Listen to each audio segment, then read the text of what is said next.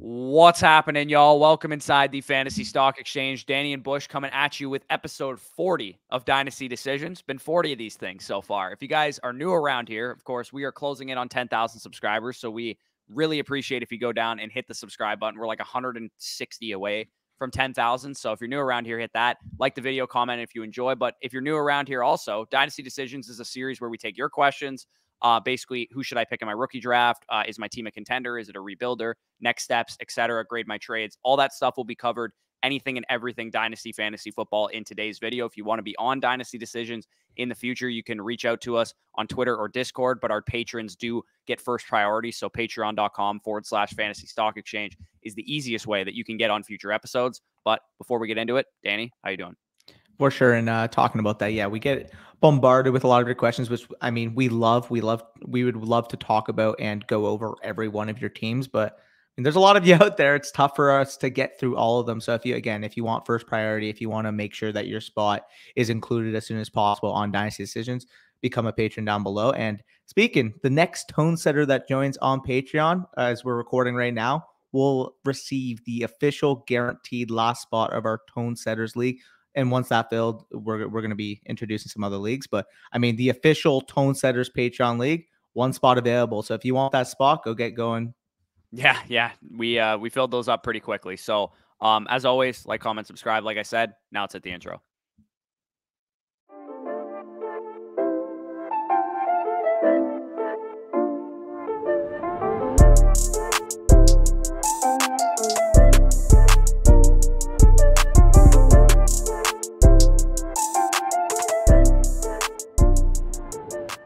All right, the first team that we got here is from Ernest. Again, he is a patron, as are the first 6 or 7 teams that we're going to talk about here.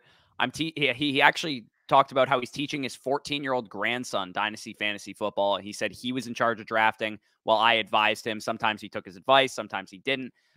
It is a super flex, 4-point per passing touchdown, PPR, no tight end premium, massive rosters with 3 taxi spots. Basically just wanted to get our thoughts on how his grandson did, advice on the team. He basically kind of evaluates it himself. We probably can't compete this year, but we wonder if 2023 is a possibility. What is the best direction we can go? And can you also rate the inky trade we made during the startup last month? Yeah, for sure. So, I mean, you guys can see the team on the screen, but quarterback, you got Trevor Lawrence, Tua Tagovailoa, and Jared Goff. Running backs, you got Jonathan Taylor, Elijah Mitchell, Damian Harris, Devin Singletary, Hines, and what I'd classify as fodder. Wide receivers, you got Tyreek Hill, CeeDee Lamb, Corey Davis, Julio Jones, and then some fodder. And then at tight end, you got Pat Freiermuth, David Njoku, Irv Smith Jr., and Hunter Long, along with this year, the 108, the 205, the 308, the 405, and all the other future picks listed there. So overall, when you're looking at this trade or this team, what are your first thoughts? Yeah, looking at the team, it's tough because the quick evaluation is, can you compete or not, is to look at the quarterbacks and running backs. And while you have Jonathan Taylor, who's obviously very, very valuable, Trevor Lawrence and Tua with Jared Goff as my quarterback 3 is a pretty shaky quarterback core to try and compete with. They're young guys, which is helpful. And you kind of made that assessment, like, we're wondering if 2023 is a possibility that we can start to compete.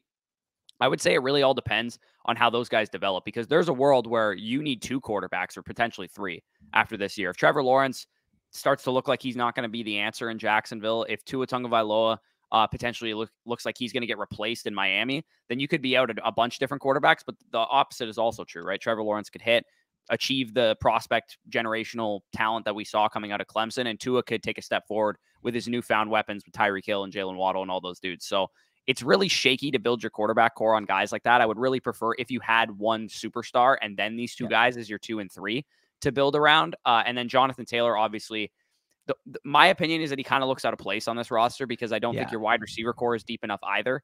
And the quarterback core, like I said, kind of worries me.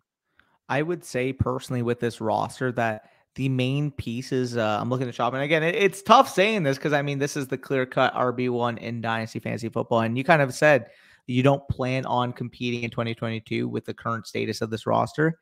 The main guys I'm looking at maybe transitioning to the 2023, 2024 period of contending would be Jonathan Taylor, would be Tyreek Hill, and would be potentially Elijah Mitchell if somebody's willing to give me a good offer for him. Again, if you can get a bunch of 2023 draft capital, maybe get your first back and really build around, Trevor Lawrence, CeeDee Lamb, and Pat Freiermuth in particular, I would want to shape my team around those guys. I mean, you talked about the quarterback and running back core, and then when we're talking about receiver, like outside of those top two guys, like Corey Davis is probably like a fine, back end type of, urgent flex play. But other than that, like there aren't many startable pieces, which if I'm trying to contend, I don't want to do it solely based off, the strength of two players in my wide receiver core or the strength of, a few of those running backs there. So I would look to see if you can transition Jonathan Taylor, Tyreek Hill, Elijah Mitchell in particular, and try to get as much draft capital as possible within the next 2 years. Yeah, and I would go and try and get your first back also in 2023 because you don't have it, obviously. So I'd probably dangle the Tua Tyreek Hill stack to the person that has my first and be like, hey, can you give me my first back and then maybe their first or something Future like that? We'll just kind of see what you can get out of them for those guys. But yeah, I agree. Trevor Lawrence and Pat Freiermuth and CeeDee Lamb are pretty much the only guys that I'm willing to hold on to for sure on this team. And even Trevor Lawrence, I still think is kind of like a sell candidate because for as much as people, shit on Zach Wilson's rookie year, Trevor Lawrence was equally as bad, if not worse, his rookie year. So he still has a lot more value to the Dynasty community because he was such a highly decorated prospect. So I'm also interested in potentially seeing what you can get for Trevor Lawrence. For sure. I was just reading the little note here. Please tell my grandson Braxton Berrios is not the savior he thinks he is. I'm sorry, Ernest's grandson. Braxton Berrios is not going to be that savior you hope he will be. And he also wants to know what he basically did in the startup, the trade that he made. So he traded away his 2023 first and his 2022 sixth rounder in the startup, which became Ryan Tannehill, in exchange for a second rounder in the startup, which became CeeDee Lamb, and a 15th rounder, which became Zach Moss. So at face value, this is basically a early to mid. Again, we didn't know that that's what it was going to be at the time because they were still in the middle of the startup. First in exchange for CeeDee Lamb and then Tannehill back on the other side. So what are your thoughts on that trade? Value-wise, it's probably not bad, but knowing that first is probably going to be early to mid, it starts to kind of sway me towards that side. It's tough because, we both are under the impression in Dynasty that Ryan Tannehill is a pretty solid, undervalued quarterback 2-3 archetype, a fringe top 20 Mac Jones level guy. So we have probably a little bit more value on him than consensus would probably say because of the contributions he can give you with the rushing game, because of the weapons that they have there over in Tennessee. Like, we like Ryan Tannehill. And yeah, as much as I love CeeDee Lamb, he's my wide receiver 4 in Dynasty, knowing that pick is probably going to reside early in 2023. You're talking about guys like CJ Stroud, Bryce Young, Bijan Robinson, Jahmyr Gibbs, all those wide receivers. Like, there are a boatload of talent that we can already identify at this point. I can just imagine how hyped they will be going into that draft next year. As much as I love CeeDee Lamb, I will take the first in Tannehill, knowing that first round pick is most likely going to be early to mid. Yeah, I totally agree. I don't think at the time you didn't know it was going to be like an early to mid first, but your grandson kind of went off the rails with some of these picks. So I'd say that first became a lot more valuable the rest of the draft and stuff, which is fine. It's his first, Dynasty league. 100%. We're not going to hold it too much against him, but I would recommend that you guys rebuild this thing and try and get what you can for your elite pieces. Yeah, and I'll quickly say, trust me, if you looked at one of my first ever startups, you probably couldn't recognize that I was the one drafting it. It comes with learning, it comes with experience, and there's an easy transition to be made towards getting as much value as possible on this team. At least you have a solid foundation. Just keep adding and you leverage some of those pieces that we mentioned. Yeah, for sure. So let's get on to Tyler's team, which is the next patron question here. He says, good morning. Just wanted to know how I get on Dynasty Decisions. Obviously, we told him. I'm in a 16-team Superflex tight end premium. So, tight end's got to be super valuable in that kind of format. It's his first Dynasty league and third year doing fantasy overall. He wanted a bit of insight into whether or not he's a contender. He currently has all of his standard picks, which starts with the 113. Thanks, guys, basically. So looking at his team, you guys can see it there. Having Lamar Jackson and Trey Lance in a super flex is definitely really, really helpful for your team because those guys are both, top 15 picks, especially in a 16-team format where quarterbacks are going to have a crazy amount of value. You also have DeAndre Swift, who's a big kind of cornerstone piece, some pretty solid wide receivers, DJ Moore, Elijah Moore, Devontae Smith, Gabriel Davis, Brandon Cooks. Not much at tight end, obviously, in the tight end premium. And then your picks, like you said, beginning at 113. Looking at this team, I would say you probably cannot contend with this team given you're lacking big time at tight end and your RB2 on. But I think you do have a great building block to be able to transition this thing into a contender as early as 2023. For sure. I mean, given your scenario, you have a ton of depth that you've built up, especially at the wide receiver position. Obviously, running back outside of Swift is a little shaky, but I mean, in a one running back, 5 flex type of league, especially in a 16-teamer, you're just looking to bank as much wide receiver value as possible in that instance. Because I mean, when we're talking about the fact that there's 16 teams, there's a lot of depth, there's a lot of players in position. You're going to have to be relying upon the variability that is when it comes to receiving production, which is a lot more variable as opposed to obviously running backs. Because I mean, realistically here, outside of, the top 5, 6-ish type of running backs, a lot of them are replaceable. So, I mean, who knows? I mean, you hit on a Darrell Henderson type. He's going to have a lot more value post draft to a team if he ever were to, fill in for Cam Akers or something like that. Obviously, though, as a standalone startable piece, it's not the position you want to be in. But overall, given the structure that you stuck to, investing early in the quarterbacks, building out that wide receiver core, getting your one quote unquote hero anchor running back. I like how you attack this startup. It's going to be a lot harder to build depth in a 16-teamer, but I think you're on the right path. I just wouldn't classify you as a contender just yet.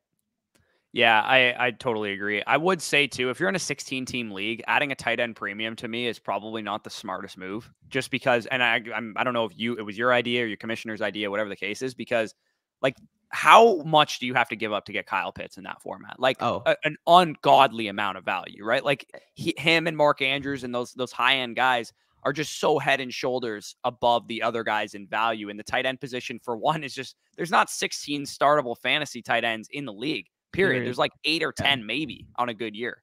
Yeah, I mean, if we're talking about in this instance, like this would have made more sense to me if it was just one running back, one wide receiver, 5 flexes. If you wanted to do the premium. Because then at least, the elite guys still have their value comparative to other flexible type of pieces. So you have leverage there. But the fact that it's a 16 team, you have to start a tight end and there's a premium. That's tough. And I mean Kyle Pitts is the first non-quarterback off the board in that format. 100%. 100%. Yes. Yeah. So, I mean, looking at this, like, I think Everett could be, a decent dart throw, but he's not somebody you want as your main tight end piece going forward. So overall, I mean, you have some work to get to, but I do think I can see the contending period, 2023, 2024, if you continue, adding talent, adding depth to this team. The only thing I would say is maybe, take your Gabe Davis, see if you can get a safer asset. Maybe take your I mean, there's nobody else that really sticks out to me other than Gabe Davis. Maybe if you can flip for, another steady type of asset. Yeah, the hard thing for you is probably going to be addressing your tight end position because you're probably going to have to do it via trade because in this draft, there's not a guy that's going to be a huge difference maker. Do you want to spend your potentially early to mid 2023 first on Brock Bowers? Or not Brock Bowers. Who's the fucking guy? Michael Mayer. Michael Mayer, yeah. Do you want to spend that pick on Michael Mayer? I mean, sure, in a tight end premium in this 16-team format, he might be worth that pick, but you might be missing out on potentially great wide receiver, or better wide receiver, or running back prospects in that class. So overall, like Danny said, you're on a good path, but you still got some work to do. So let's move on to Caleb's team, another patron here. Basically says, I know my team is stacked. However, I haven't won a championship in either of the last 3 years, so I'm continuing to push. This is a 3 wide receiver super flex league, and I'll likely be forced to go wide receiver again with the first 2 or 3 of my 2022 rookie picks simply due to my place in the draft. I definitely agree with that assessment. So going over his team, like you said, it is very, very good. He's got Herbert, Burrow, Watson, Zach Wilson. He doesn't get much better than that. McCaffrey, Gibson, Barkley, J.K. Dobbins, A.J. Brown, Jalen Waddle, D.J. Moore, Elijah Moore, Marquise Brown, Terry McLaurin, Michael Pittman Jr., Michael Thomas, Mike Evans, Rashad Bateman, DeAndre Hopkins. Dumbest wide receiver core I've ever seen. Mark Andrews as his tight end. It doesn't even matter who else is there. Also has some defenses and kickers as well. Basically, his only question is, what's next for this team? Does he trade for another running back, an earlier pick to get Walker or for additional picks? Or do I go out and pay a premium value for a stud, a Jamar Chase, a Jonathan Taylor, Justin Jefferson, or another cornerstone piece? Or do I stop messing with my team and just stay flexible throughout the season? Go buy Jamar Chase. Go buy Justin Jefferson. I don't say this often, but genuinely speaking, you are in a position right here where your team's already at the point you need it to.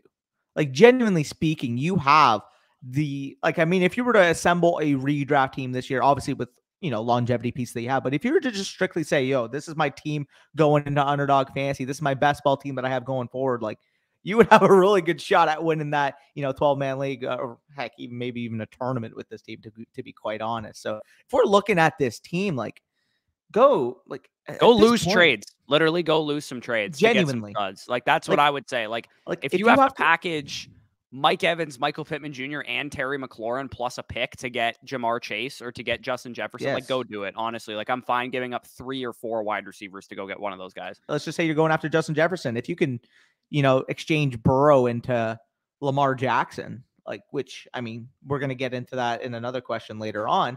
If you can transition Burrow into like a Lamar Jackson, I would look into that, man. Genuinely, if we're looking at that, Joe Burrow has as much upside as any pocket passer, but the difference between him and a Lamar Jackson at their ceiling is night and freaking day. Like, Lamar Jackson's got the ability to win you a fantasy football league given his production that he can contribute with his legs. So if you can get that type of ceiling added, you go after a Justin Jefferson type of ceiling to add to your wide receiver core, even if you have to overpay a little bit. I would say go after a Mark Andrews, Kyle Pitts, but you already have freaking Mark Andrews with this team too. Like, yeah, you are in a good position. Just keep your head Those down. rookie picks are the volume or the ammunition I'm looking to do that too. Because, Yes, like you said, the best players available at your rookie picks this year, 108, 205, 208, are probably going to be wide receivers. So I'm okay packaging all 3 of those picks plus some of the guys that I have currently to go get a stud wide receiver. Because yep, realistically, what is Jahan Dotson going to do for your team? Like, not nothing. much. What is, Justin Ross at the 208 going to do for your team? Like, not much. So you might as well take the 108, the 205, the 208, Michael Pittman Jr., and Terry McLaurin, and go out and get a superstar wide receiver or running back. Yeah, and we often talk about this when we're building teams. We want to collect as much appreciating assets as possible. We want to build the depth. We want to build the value as much as possible. You've clearly already done that. You've clearly took that to heart. Spent the last few years building as much value as you possibly could have.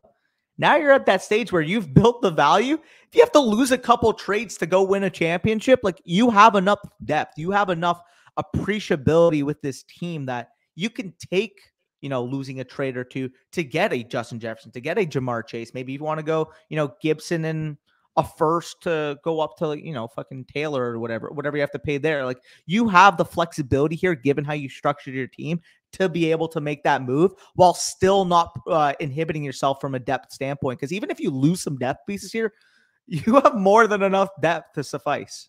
Yeah, if you can too, I would try and make this a best ball league because you have the one thing I don't envy about this team is having to make start-sit decisions. Oh, So if you man. could turn this into a best ball format somehow, I would definitely think that benefits you greatly because, I mean, you're when are you ever going to put like Mike Evans in your roster, like in your starting lineup? Like, probably not very often.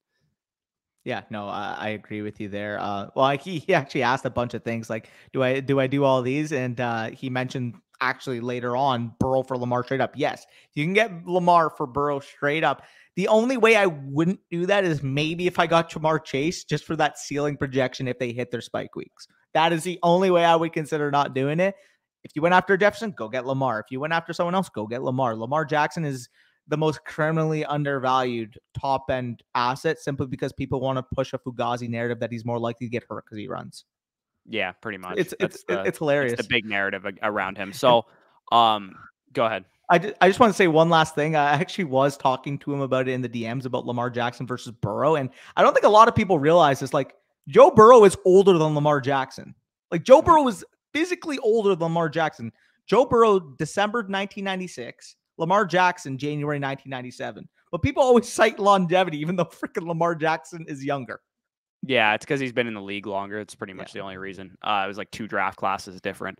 So Yeah. let's move on to Chandler's team, another patron of ours, 12-team Superflex tiered PPR league, half for running backs, full for wide receivers, 1.5 for tight ends. You start 2 running backs, 2 wide receivers, a tight end, and 2 flexes. You guys can see the team there: Dak Prescott, Lamar Jackson, Zach Wilson, Miles Sanders, Darrell Henderson. Pretty much no running backs to speak of. CeeDee Lamb, DK Metcalf, Deontay Johnson, Marquise Brown. This looks like a team that Danny built. TJ Hawkinson at tight end. And he does have some draft capital this year, including the 108. And he also has, which is probably the source of where his running backs are going to come from, 5 first-rounders in 2023. So he says, this is my home league. These guys aren't degenerates like I am. They're just casual players. I can kind of tell why right now. I'd say my starting lineup is around 4th or 5th in this league, assuming that he also doesn't have any running backs. I came in second this past season and really had no business being in the chip. We voted to make this league tiered PPR after this past season to add some more value to wide receivers, which obviously benefits his team. Running backs are extremely valuable to these guys. I can imagine why, because I mean, you've been able to accumulate so much value as a result, probably of trading away most of your running backs, like we're going to talk about here. So we're going to grade these trades. He gave us 6 trades, so we can't go in depth on all these because we'll be talking about your team for like 15 minutes, but let's just give letter grades to these trades. So the left side is what he received: 104, the 202, and a 2023 second in exchange for Joe Mixon, OBJ, and Kenny Golladay. What's your like grade on that? A+. I mean, You think that's an A? I wouldn't say that's an A+ grade. I'd say it's like a B+, because Joe Mixon, obviously, in the 104, I would say those two assets cancel each other out. And then I would much rather the 202 in a second than than OBJ and Golladay. All right, so I'll change my grade to an A-.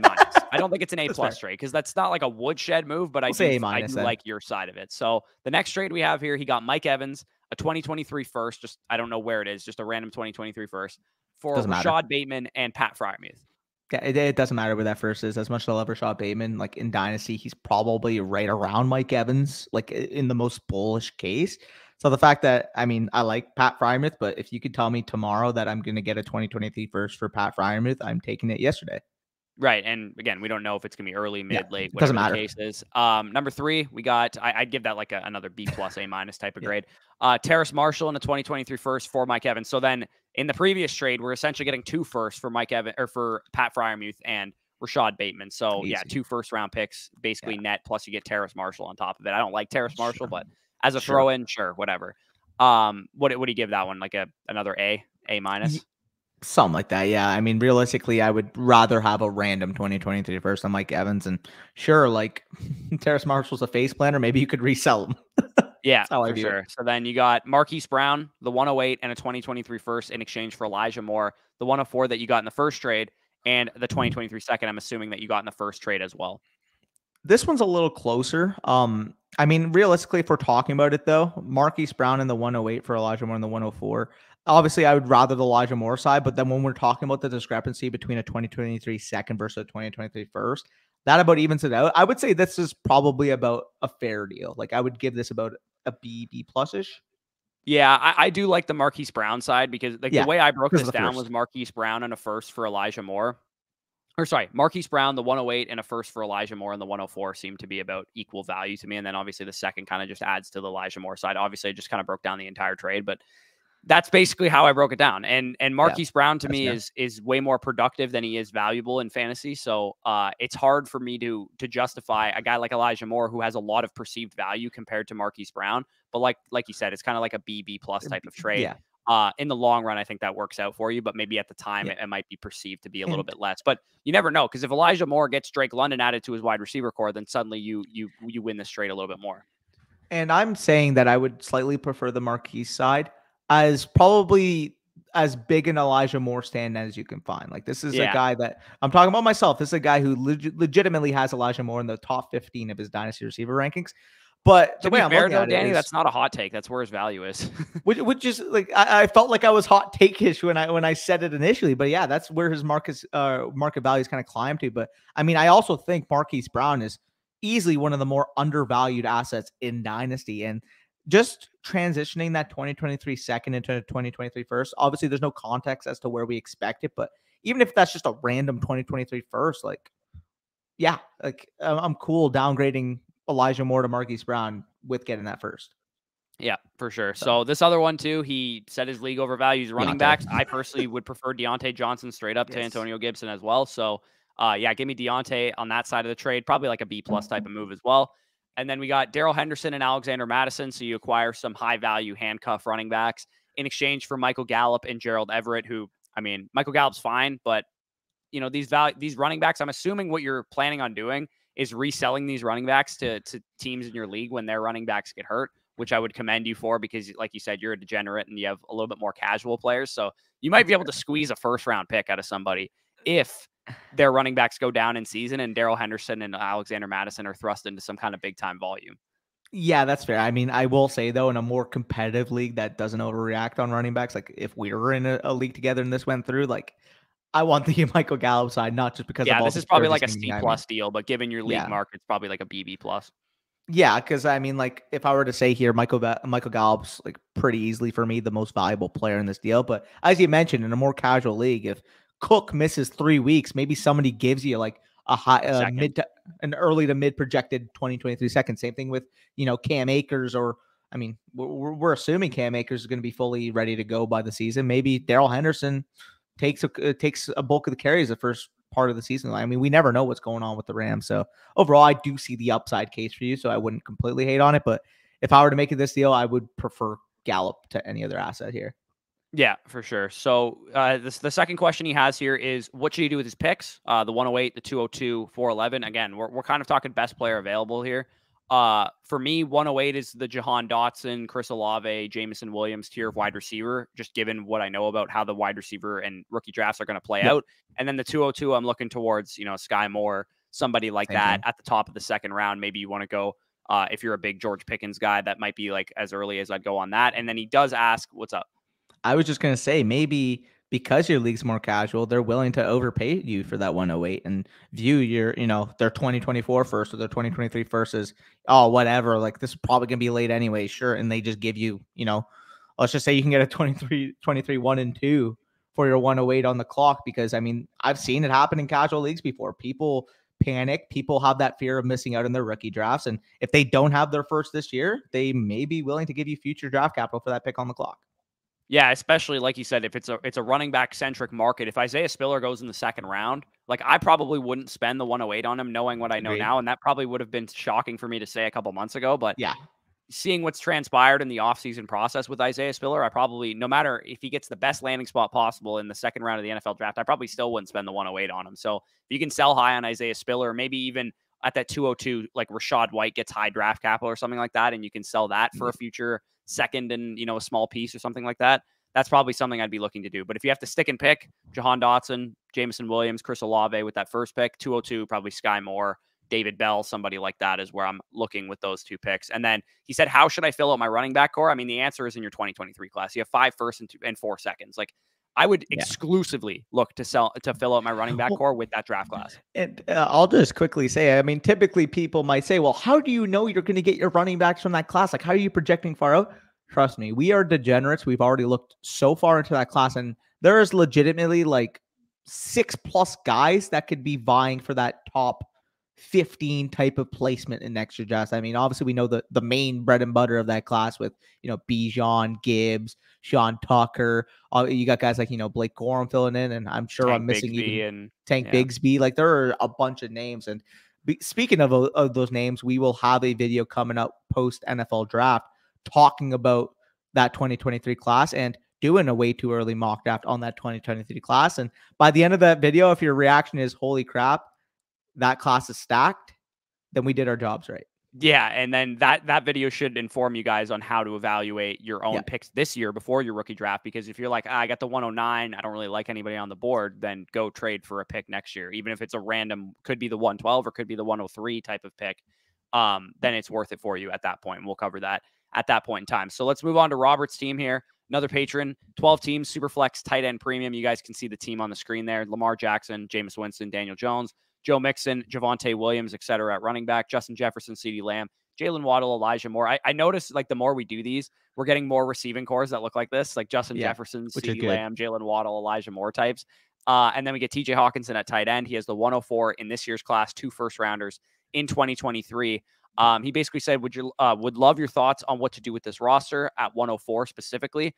You guys are higher on wide receivers than you are Kenneth Walker. Would you take Walker anyway? So the one thing I will say is, if you haven't maybe tuned into a video of ours, or we've kind of also just recently talked about this, with what we're hearing about Kenneth Walker, how high he's going to get drafted, some of the people that we trust that are very high on him, like Graham Barfield, who we had on the channel, I'm not going to argue with anybody that wants to take Kenneth Walker as high as the 102, 103 overall over some of those wide receivers. I personally would probably still lean the wide receivers unless they get terrible landing spots. But at the same time, I understand what the Kenneth Walker upside is, even despite the lack of a receiving profile. Because like I talked about in that video, he's kind of like the Devontae Smith this year. If anybody's going to do it, it's going to be Kenneth Walker.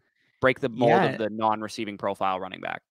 Yeah, and I mean, like, the nice comparable too. I mean, you made a video talking about J.K. Dobbins, who showed, like, if you're a really, really efficient runner and you're really, really good in space, maybe you can potentially project into a receiving role after a couple of years. I mean, I'm not ruling that out for Walker. Obviously, it would be a statistical outlier, given obviously a lot of the analytics people will hate on me for saying that. But I But mean, he's still a pro talking about skill athlete. It's set, not like becoming a receiving back is out of the range of outcomes for an elite athlete at 100%. the running back position. 100%. So, I mean, if you want to take him there, sure. The one thing I'll say is I would monitor your league's standing on Malik Willis, because in a super flex, it is pretty rough after Lamar Jackson. Like, I think Winston, Jones, Mayfield could be fine in And you your want to go up and quarterback. get him? I would rather try to move up for Willis than I would take a running back in this spot, given your quarterback core. Yeah. Right. That's definitely a possibility. And speaking to that, maybe you could use Joe Mixon somehow. Maybe you can go Joe Mixon in the 104 for Malik for the 102 and a 2023 first or something like that. Yep.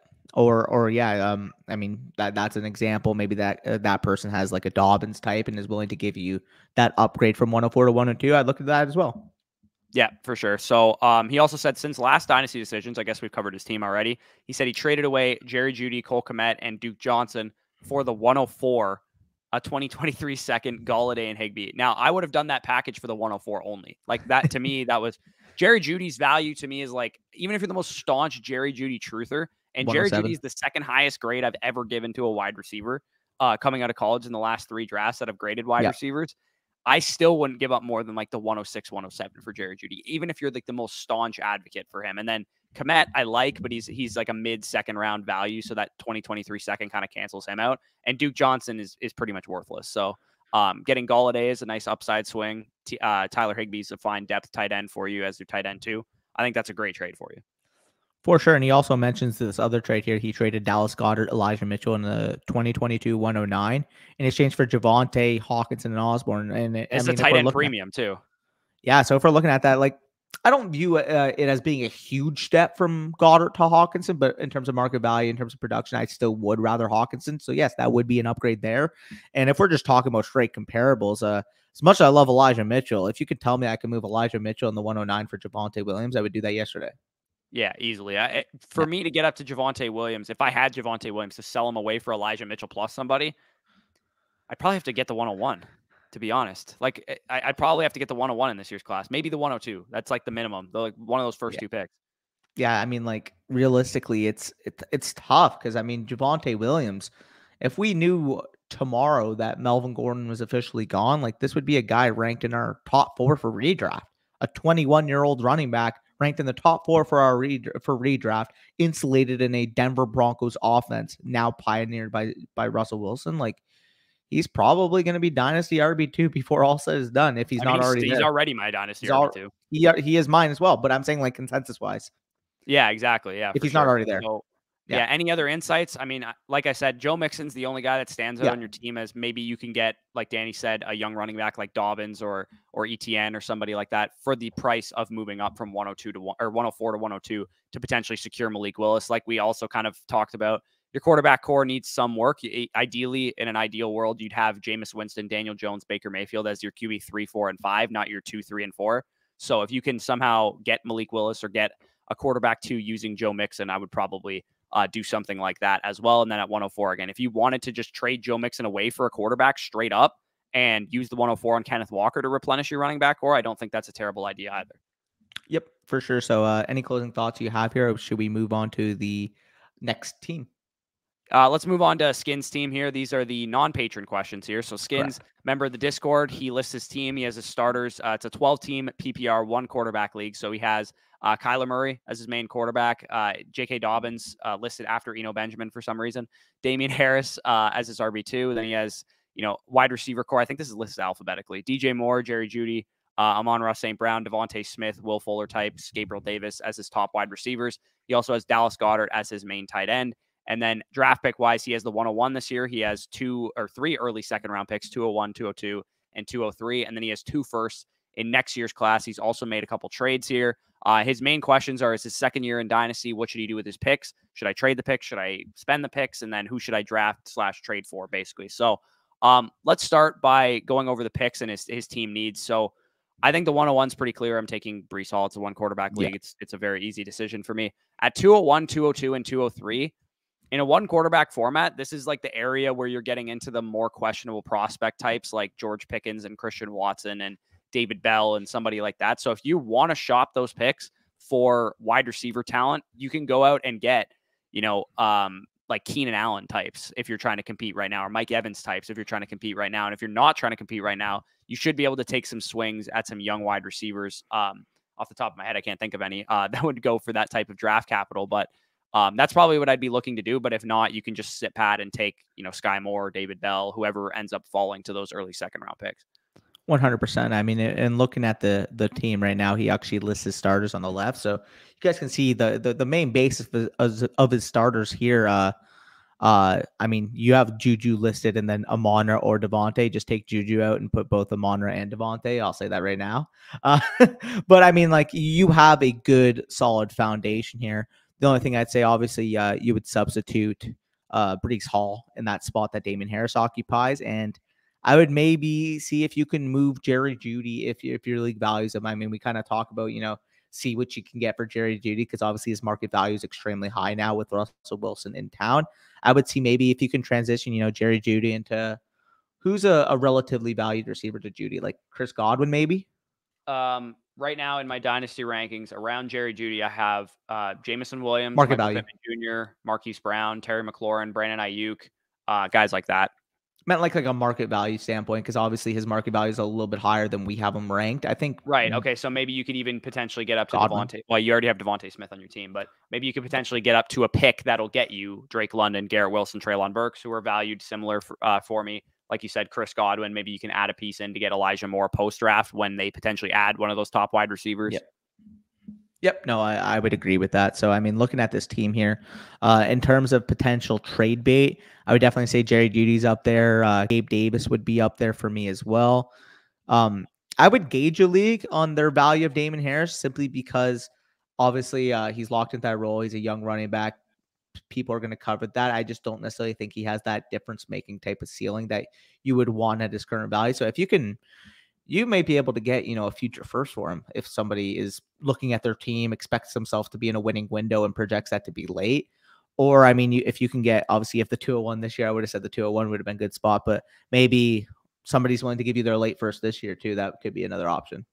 Right. And to put some names to the guys I said for potential to move the early seconds you have, if you can go buy low on Chase Claypool, you can go after Mike Williams, you could go after Rashad Bateman, somebody like that with those picks if they are in peak rookie fever season and they want to move off of those. He actually has some trades listed on the side that we can kind of just grade quickly. He sent away Saquon Barkley, and this kind of goes back to his third question. He said, should I tear this all down and build this in the draft where I'm at?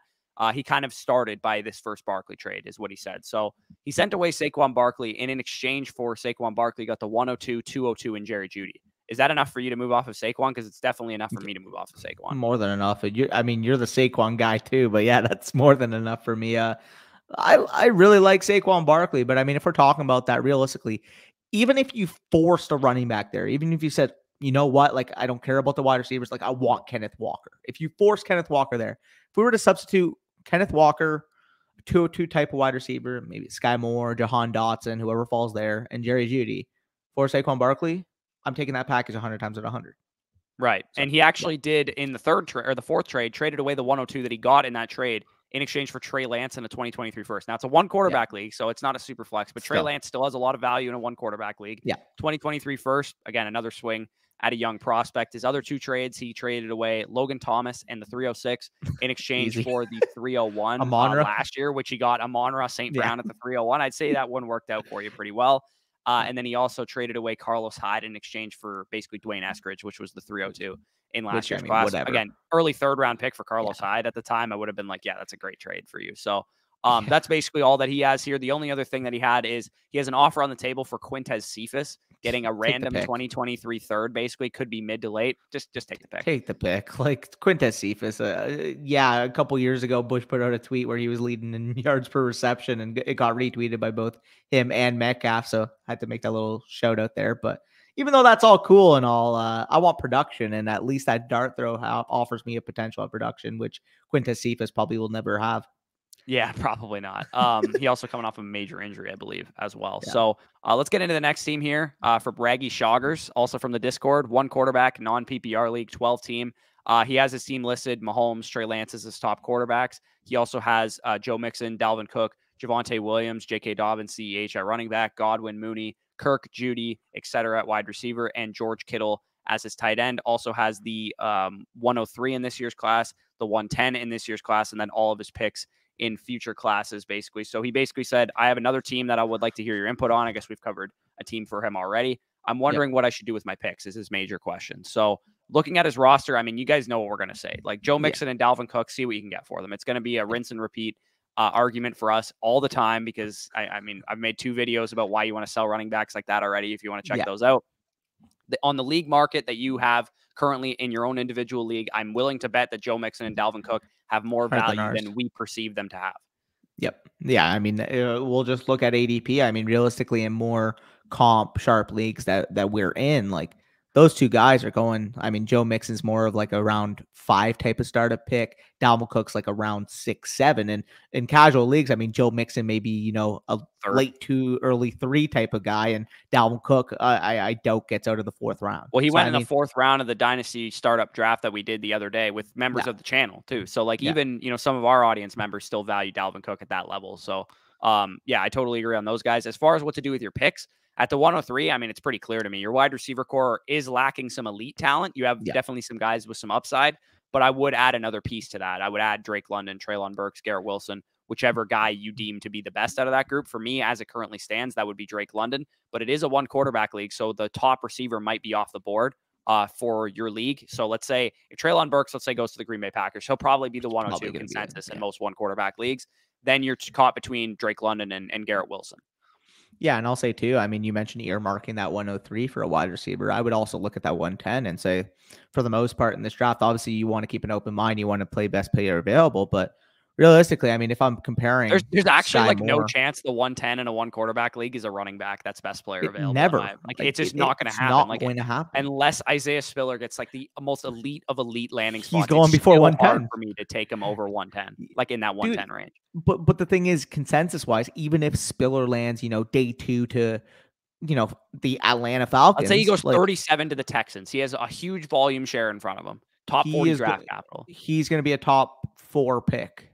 You think he's going to be that high of a pick if that happens? In a more casual setting that loves running backs, yes. If Walker and Hall are off the board, somebody is going to take that next running back because we see it time and time again. Heck, Keyshawn Vaughn was a mid to late the 110 in a historically loaded draft class. I mean, it's ridiculous when we're talking about as soon as somebody is presented an opportunity, like people will run. People will push the running back off the board because they are running backs. Because, quite frankly, other fantasy analysts have pumped, you got to get your running backs, got to get your running backs, got to get your running backs. And I mean, if you can steal some wide receiver value when people are getting their running backs, you go and do so.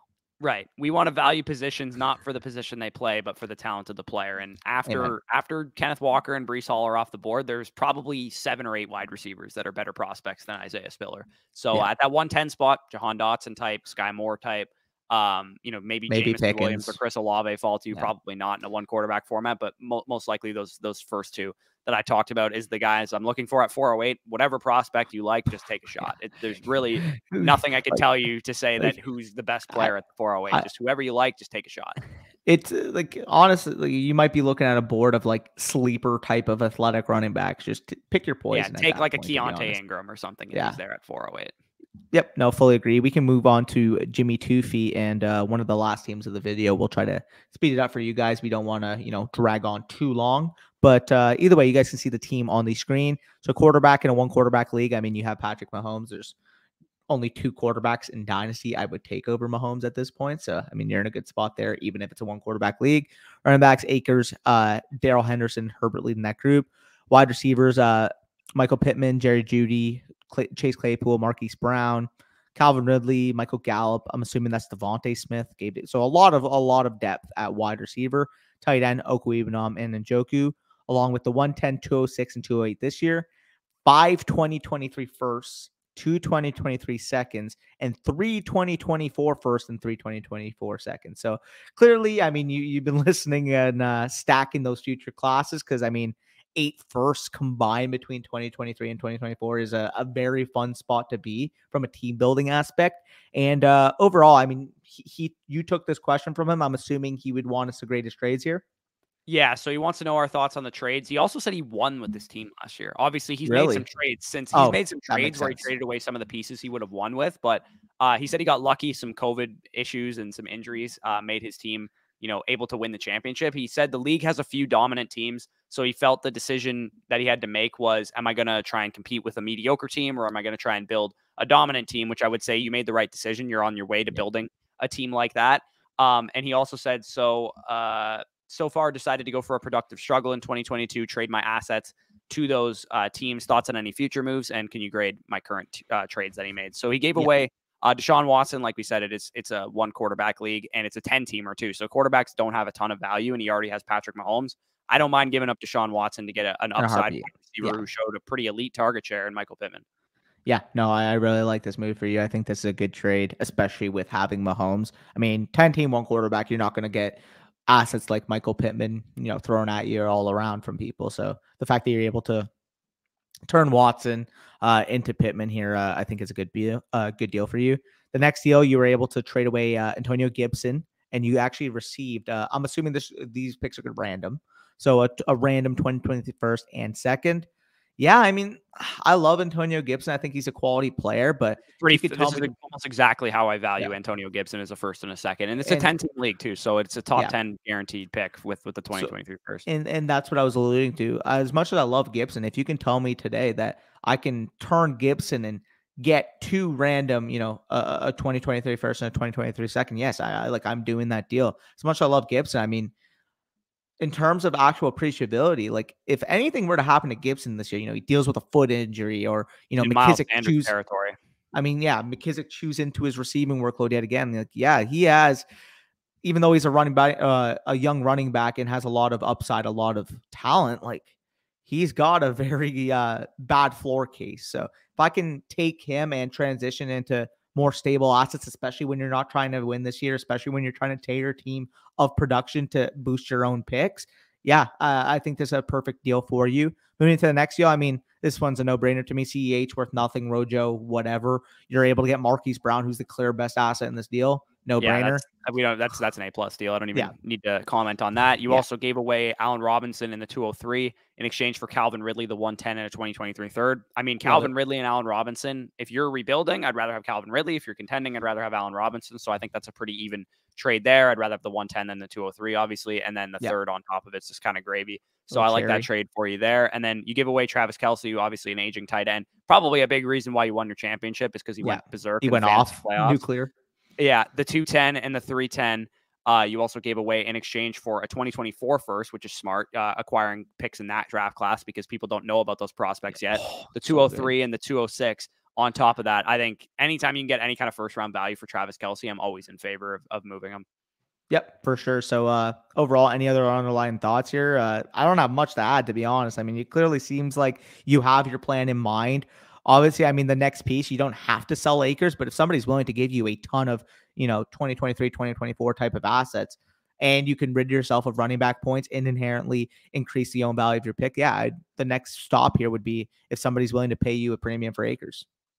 Yeah, if somebody gives you a 2023 second, a 2024 first for Akers, I'm okay moving them for that. Yeah, 100%. So overall, we can move on to the next team, and that's going to be from Angsty Reaper. So actually DM both of us a little shout out there. 12-team, half PPR.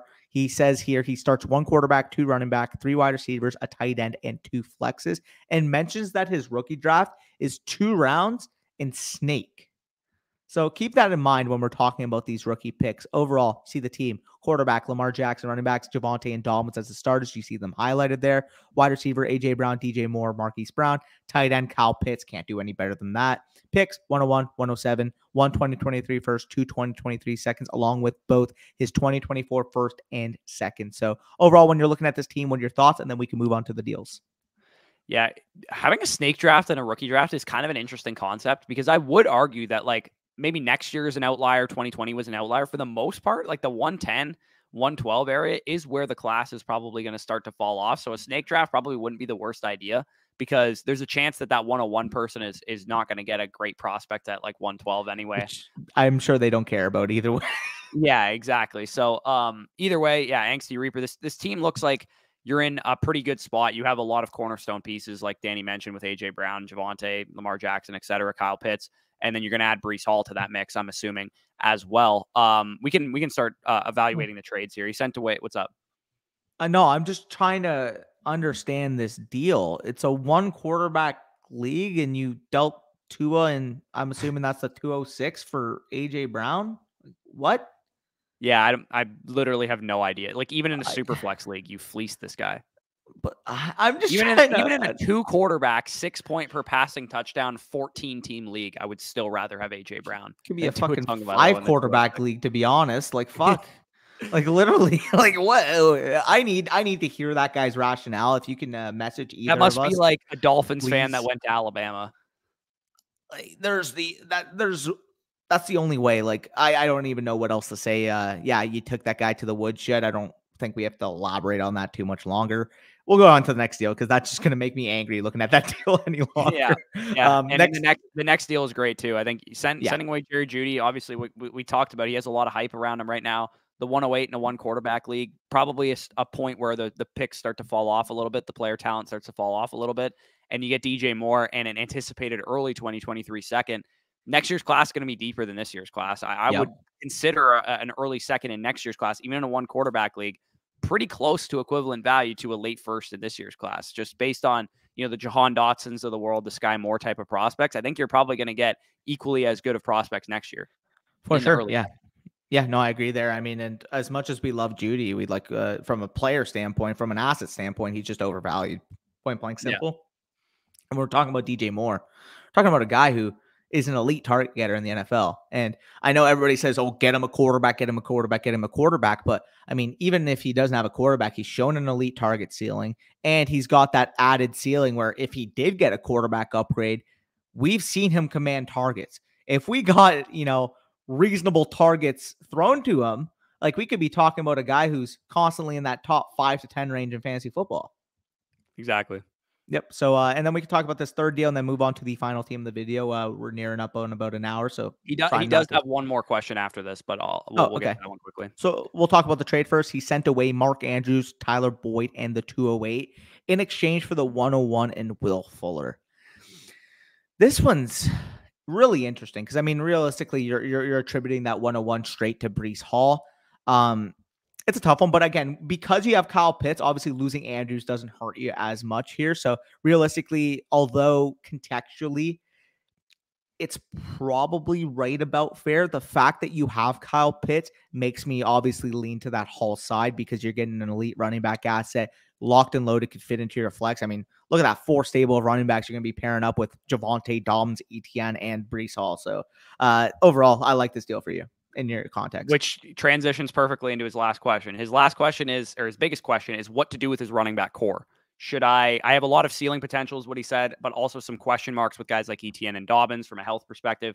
Between those guys, Javonte and the 101, what should I do with my running back core? Should I keep the running back depth and have those 4 young running backs to build around? B, try to trade one of them away for more draft capital this year? C, try to get more of the 2023 draft class gold running back capital? Or D, try to secure a stud wide receiver using one of those guys? What is your kind of course of action having those 4 dudes? I'm leaning one of the last 2 options. If you can either transition one into a wide receiver or you can transition one into more 2023 draft capital, those are the 2 options. Realistically, let's just say, Dobbins or Etienne is most likely. Those would be one of the 2 that I would move just because they have the injury question marks. I'd probably move Etienne because he also plays for the Jacksonville Jaguars, which is a separate question that I don't have for J.K. Dobbins.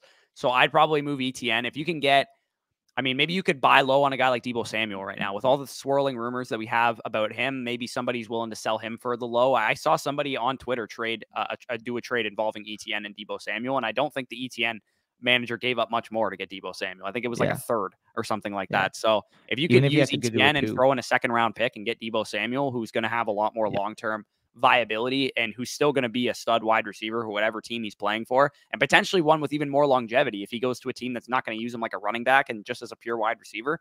That'd be something I'd look to do. And like you said, if you can get an early to mid first rounder for either of Dobbins and ETN, I'm okay moving them for that too.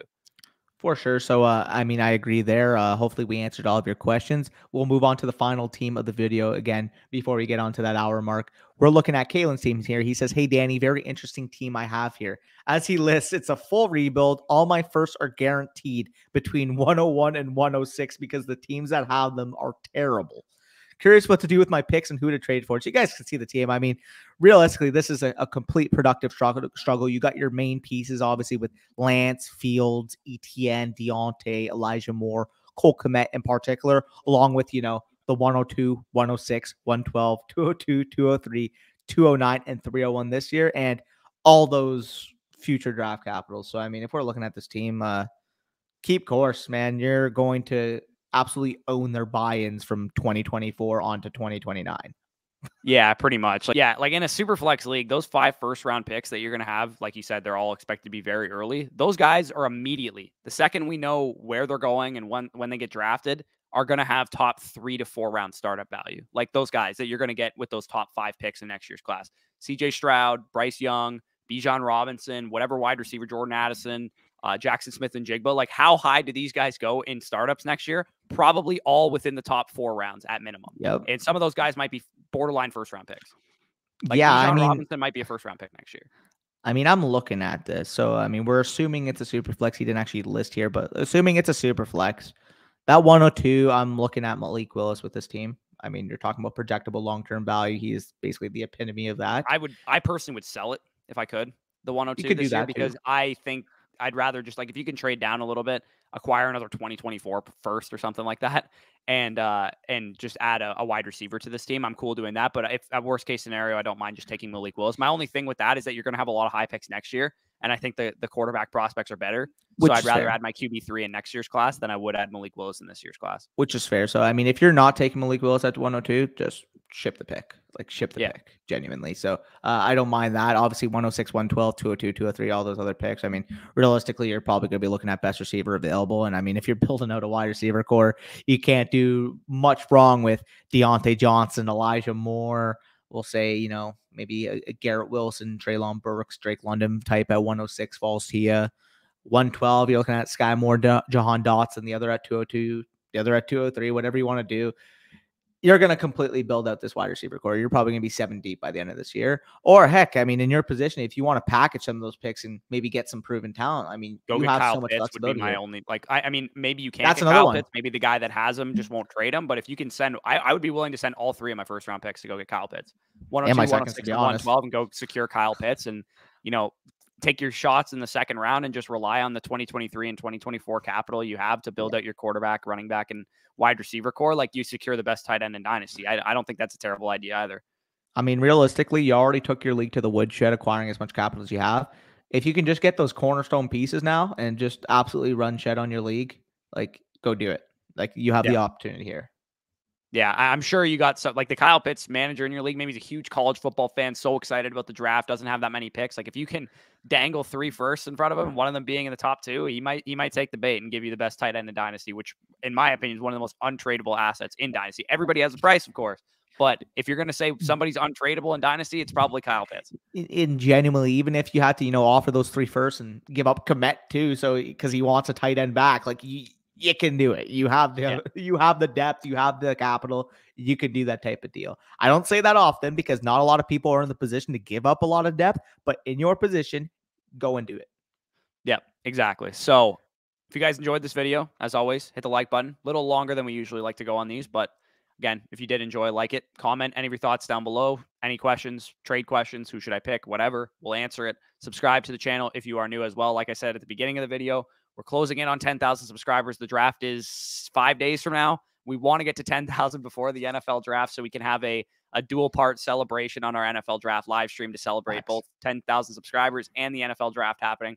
So if you haven't already done so, like I said, hit the subscribe button as well.